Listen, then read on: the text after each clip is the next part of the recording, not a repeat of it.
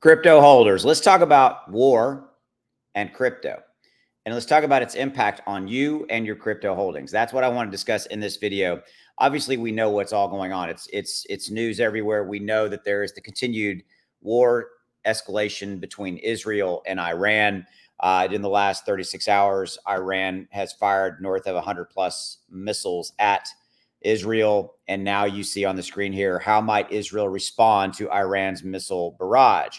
And that's really where we're at. We're going to continue to see these kind of escalating steps taking place. And, I'm not going to deny, and I'm sure you feel the same, we got into October and everybody was ready for the bull run. We were all excited. It was like, we've been talking about this for a long time, north of a year.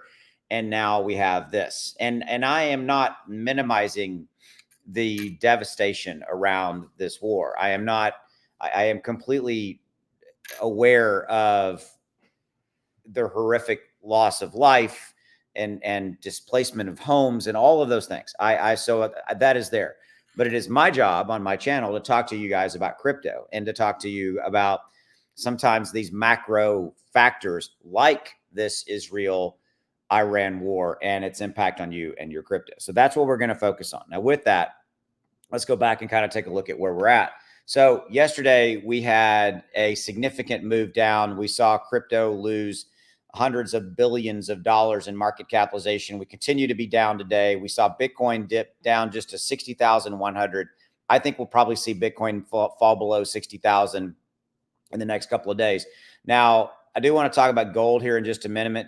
Goldman says gold prices will go even higher because there is a corollary there between conflict, unrest, uncertainty, and where people decide to put their money. And there's a discussion inside of that around crypto. We're going to talk about that here in just a minute as well. So I will come back to that. But if you take a look at kind of where the stock market is, it continues to be the Dow's up 3, the Nasdaq's down 4. Tesla sinks as Q3 deliveries fall short. So that's what's going on with Tesla. But the war is not this moment. Yesterday, it was a pretty significant move down for stocks, and what is with this scenario playing out. Okay, so where do we go from here? What's going to happen? Here's the bottom line. Okay, is that I think that all bets are off for October. We were expecting a great October. We still may get that. The issue that you have is let's cut to the bottom line. The fear around the Iran-Israeli war is nuclear. Both of them are nuclear powers. Will they ultimately unleash a nuclear weapon? I think that's the ultimate fear.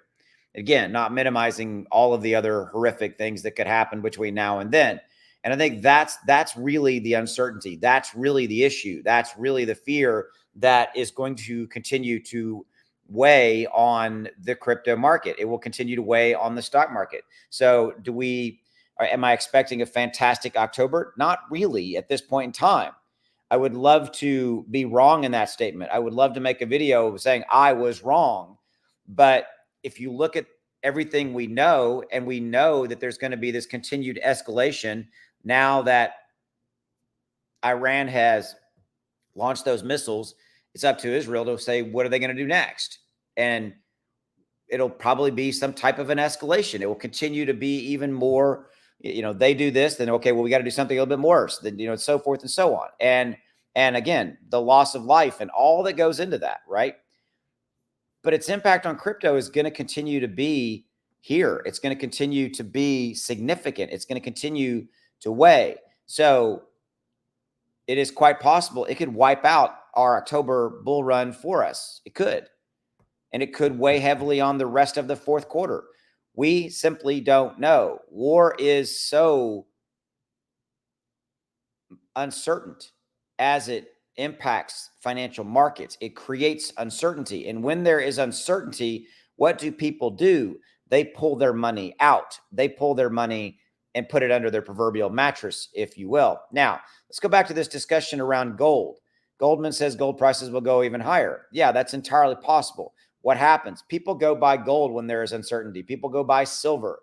They do buy crypto. Okay, so I realize I'm being contradictory to what I just said 2 minutes ago in the statement, but that's the point.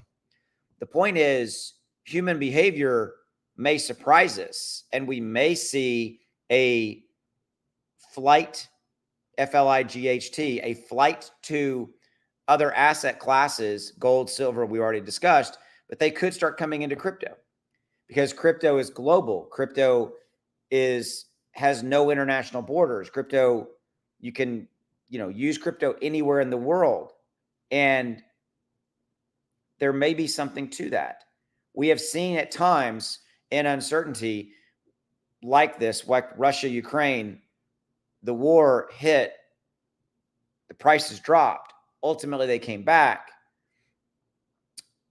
But, it's uncertain, if you will. And so I just thought I would have this dialogue again. What you need to know is it's going to continue to escalate. Uncertainty is now the main theme that we've got going on, which I wish I could make a video and not talk about that. October may be gone for a bull run. We'll have to see how it plays out. And my hope is that this thing de-escalates fairly quickly. I'm sure yours as well. For the financial market impact on crypto, et cetera, and all that, but also to minimize the loss of life so that we don't continue to see that playing out. Thanks for giving me a few minutes. I'll see you. Take care.